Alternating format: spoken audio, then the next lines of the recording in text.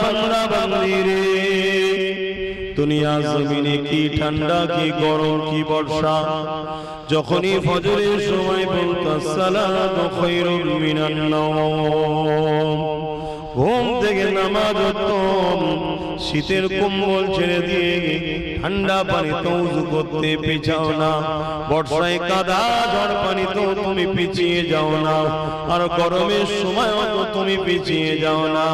তুমি 5 ওয়াক্ত নামাজ পড়েছিলে, ওই নামাজকে প্রেম করেছিলে, আল্লাহ পাক সেই নামাজকে সূরাত আকারে বানিয়ে দিয়ে আমাকে তৈরি করেছে, আমি হলাম তোমার দুনিয়া সেই নামাজ।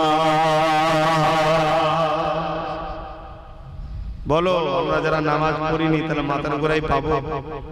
তাহলে পড়বে, পড়ো, ভুল করো না। প্রত্যেকটা